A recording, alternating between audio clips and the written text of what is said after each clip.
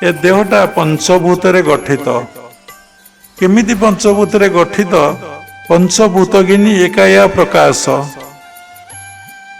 पृथ्वी जल अग्नि वायु आकाश ये केमिति गठित रे शरीरटा है पृथ्वी कौन गढ़ाला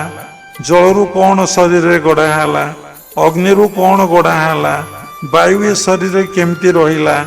आकाश ए शरीर भितर केमिति रहिला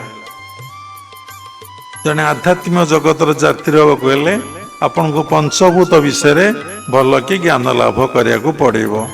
जदि पंचभूत विषय आपन भल भाव ज्ञान लाभ न करिसंती आपन साधना केतबेले ठीक ठीक हब ना पंचभूत पुणी पिंडरे पुणी ब्रह्मांड रे आपन पिंडरे देखुचंती पृथ्वी को देखुचंती जल को देखुचंती अग्नि को जानुचंती वायु को जानुचंती आकाश विषय आपण किछि जानि ना देखले ऊपर को नहीं देखुचंती एटा आकाश जेहेतु वायु अच्छी ता सहित सूर्य किरण आसुची आपन से गोटे नीलवर्ण देखा जाउछि किंतु आकाशर कलर जे नीलवर्ण नुहे अंधकार ये कथा आम मान को जना ना तेणु आम आकाश विषय किछि जानिने तेणु शरीर भितर आमर पंचतत्व रही मूलाधार पृथ्वी तत्व स्वादिष्ठान जल तत्व मणिपुर अग्नि तत्व अनाहत वायु तत्व विशुद्ध चतुर आकाश तत्व रही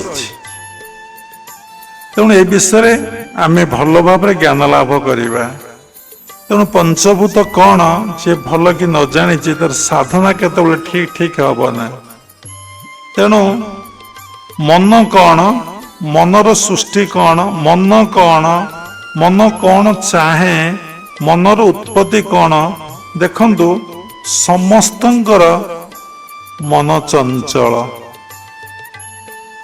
समस्तंकर मन अशांत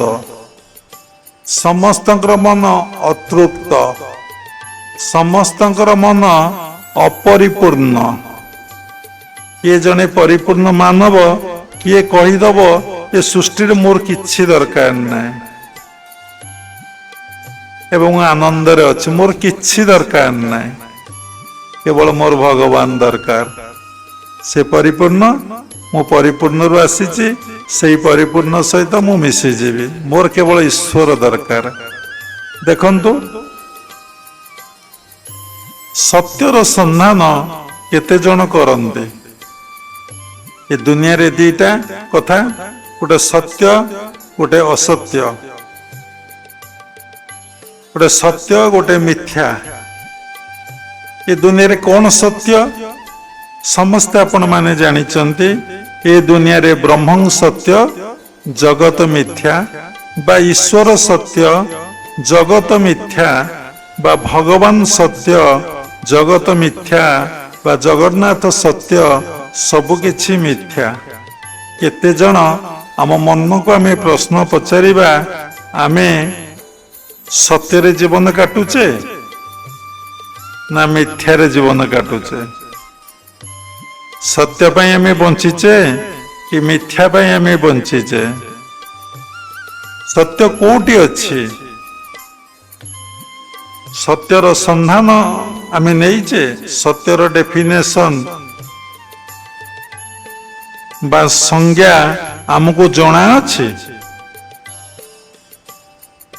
सत्य कौन जे थिले अछंती एवं रहिबे कि जानिचंती से विषय रे तेणु सत्यर संधान आम एपर्यंत कौन करूने सत्यर संधान पाई आम आसीचे किंतु सत्यर संधान आम करूने आम जीवन टाकू आम कौन करुचे ना मिछरे अतिवाहित करुचे सत्यर अनिसंधि स्वामी माने ना आपण को देखंतु भगवत गीता रे भगवान सप्तम अध्यायर तृतीय श्लोक रे कहिसेंती मनुष्याणां सहस्रेषु कश्चिज्जतति सिद्धये जततामापि सिद्धीनां कश्चिनां वेति तत्त्वतः सहस्र लोक भितरे किए जने मते जाने कि न जाने सहस जानिबा भितरे किए जने मते पाए कि न पाए भगवान एक निजे कहते मनुष्यराणां सहस्रेषु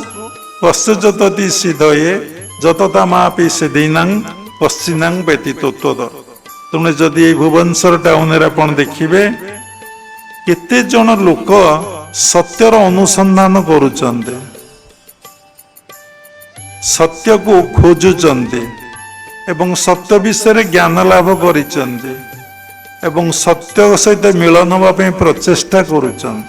से गृहस्थाश्रम रुहतु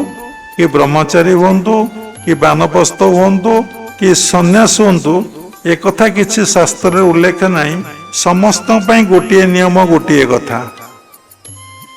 तेणु कहीं लोक ब्रह्मचारी सन्यास हो जाए ना गृहस्थाश्रम रहिले ये सब कार्य करने कौन हुए ना विभिन्न बाधा विघ्न प्रतिबंधक घटे एथिपाई सुजोग मिले नहीं एथिपाई समय मिले नहीं एथिपाई परिवेश मिले नहीं तेणु आम गृहस्थाश्रम टाकू जदि आश्रम परिणत करदबा एटा गृहस्थ आश्रम बोली भाविबा एटा आम घर बोली भाविबा नहीं ए घर ओनर बोली आम भाविबा नहीं ए घर ओनर जे परम पिता परम ब्रह्म बोली भाविबा समस्ते आम सद्गुरु तत्वगुरु ठारू दीक्षा ग्रहण करवा समस्ते जदि कर्म भितर ईश्वर को अनुभव करवा तेणु गृहस्थ आश्रम रहीकि आपण सत्यर अनुसंधान करें सत्य प्रतिष्ठित हो पारे सत्य जीवन निर्वाह करें